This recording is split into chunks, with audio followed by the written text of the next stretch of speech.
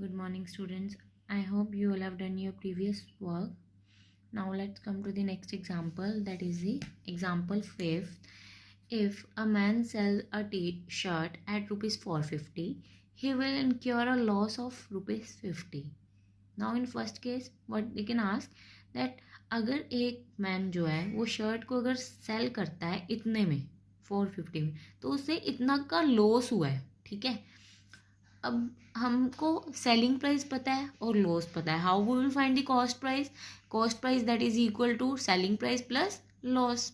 we already discussed about that. When we will find the cost price, if SP and loss is given, then how we will find the cost price that is equal to selling price plus loss. In second case, at what price should he sell it to make a profit of rupees 30. Second case में क्या बोला उन्होंने कि वो उस shirt को कितने में उसे बेचना चाहिए कि उसको 30 रुपीज़ का प्रॉफिट हो. Firstly what we will find the cost price of that T shirt. ठीक है, now what is given in first case. Firstly we will discuss about the first case.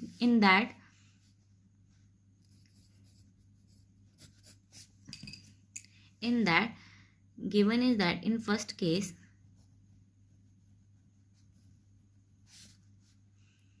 SP of that t-shirt is rupees this much and loss that is rupees 50. How we will find the cost price of this shirt? That is equal to SP plus loss. 450 plus 50 that is equal to 500. मतलब क्या है, price उस cost price क्या है उस shirt का 500 rupees है. उसने बेचा कितने में 450. दैट मीन्स उसको क्या हुआ था, लॉस हुआ था. वही क्लियर हो गया. Now in next case at what price should be he sell it to make a profit of rupees 30. Now cost price of that shirt we already know about that. Now at what price, मतलब उसे कितने में बेचना चाहिए shirt को कि उसको 30 rupees का प्रॉफिट हो. How we will find that is equal to selling price is equal to SP. कैसे फाइंड करेंगे? How we will find the SP? Cost price plus profit. ना इन सेकेंड केस देखे ना आस्क ना कि वो शर्ट को कितने में बेचे कि उसको 30 रुपीज़ का प्रॉफिट हो. वो कैसे फाइंड होएगा? Now CP is we already know about the CP of that shirt plus जितना प्रॉफिट उन्होंने बोला हुआ है that is equal to 500 plus 30. मतलब 530 की. अब यहाँ से क्लियर हो गया. वो अगर 530 में बेचेगा और उसका कॉस्ट प्राइस कितना है 500 है और उसको कितने का प्रॉफिट होएगा 30 का. मतलब कितना होएगा, कितने में बेचेगा उसको 530 में, उसको 30 रुपीज़ का प्रॉफिट हो. Did you understand? Now next example. If a man had sold a table at rupees 600 he would have made a profit of rupees 120. Now in first case क्या बोला है कि अगर वो टेबल को इतने में उसने बेचा तो उसको इतने रुपीज़ का प्रॉफिट हुआ. ठीक है, नाउ उसका कॉस्ट प्राइस कैसे फाइंड करेंगे? जितना उसने सेलिंग प्राइस उसमें से जितना प्रॉफिट हुआ है उसको माइनस कर देंगे और वो हमारा क्या होगा, cost price, sorry selling price. ठीक है, now in second question, what was his selling price if his loss was rupees 15? Again same as it is. अब now cost price हमें पता लग गया है. उसके बाद उन्होंने बोला कि वो कितने में बेचेगी, उसको 15 का रुपीज़ का लॉस हुआ है, कितने में बेचा होगा उसने. ठीक है, now in first case example 6. In first case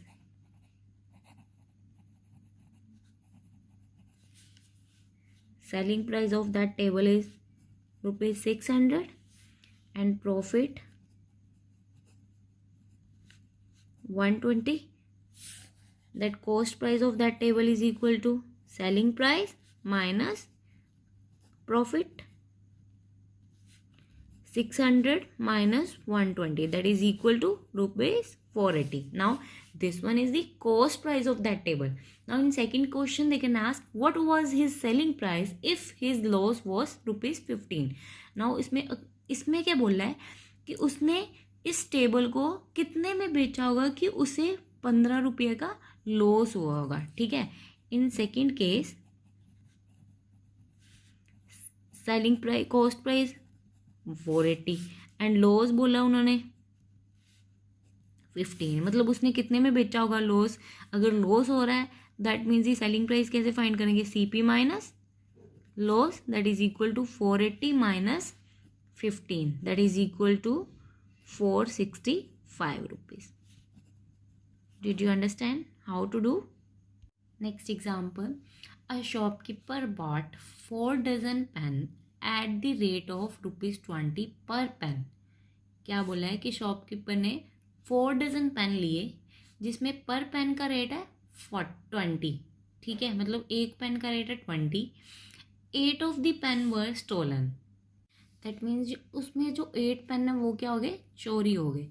At what price should he sell each of the remaining pen at make a total profit of ₹40? मतलब वो कितने प्राइस में एक पेन को बेचेगा कि उसको 40 रुपीज़ का प्रॉफिट हो.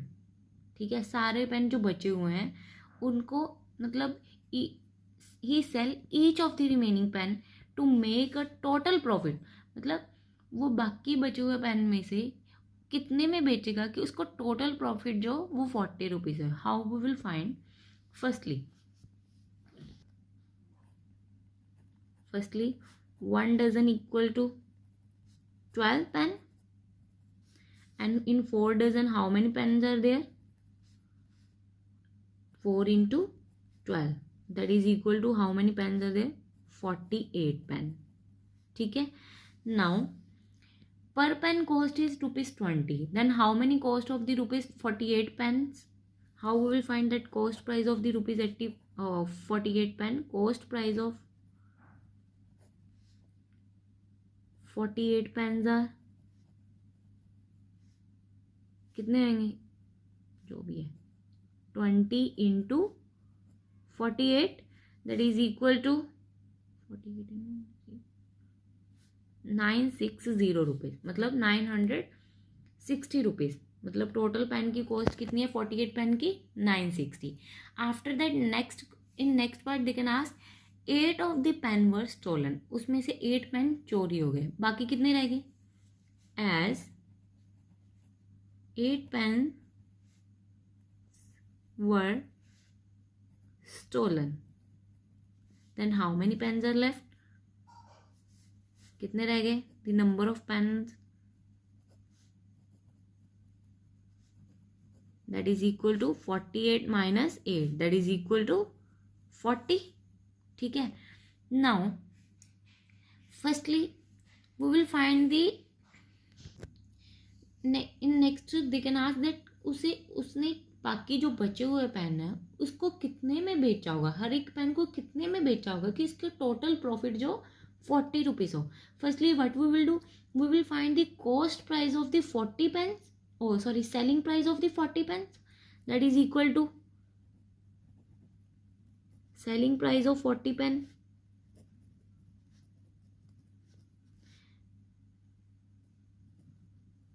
कितने होंगे, सेलिंग प्राइस ऑफ 40 पेन कितना होएगा, that is equal to total cost.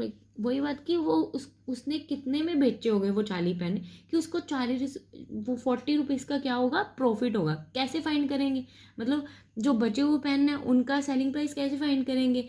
जो टोटल कॉस्ट है, कॉस्ट प्राइस 48 पेन की है प्लस जितना प्रॉफिट वो बोल रहे हैं. ठीक है, that means the cost price of 48 pens plus profit that is equal to वो कितना था 48 पेन का 960 plus 40 that is equal to 1000. That means the selling price जो 40 पेन का सेलिंग प्राइस कितना होना चाहिए, 1000 होना चाहिए अगर उसे 40 रुपीज़ का प्रॉफिट हो रहा है. ठीक है, अब हम क्या फाइंड करेंगे, 40 पेन का पता लग गया, मतलब एक पेन कितने में बेचा होगा उसने, कितने में बेचा होगा उसने कि उसको 40 रुपीज़ का प्रॉफिट हो. How we will find, 40 pen का सेलिंग प्राइस पता लग गया कितना है 1000. 1 का कैसे फाइंड करेंगे, 1000 by 40, unitary method. Selling price of 1 pen is ₹40 का कितना सेलिंग प्राइस था? 1000. 1 का कैसे फाइंड करेंगे? 1000 divide by 4 that is equal to 20. दैट इज इक्वल टू आई थिंक 0 के साथ 0 कट कर दिया. That is equal on 25. That means ₹25 का एक पेन जो है उसने 25 का बेचा होगा, तभी उसको 40 टोटल जो पेन बेचे है उसका कितना प्रॉफिट हो रहा है? 40 का प्रॉफिट हो रहा है. Did you understand? You have to solve full exercise 4A on your fair copy with the help of these examples.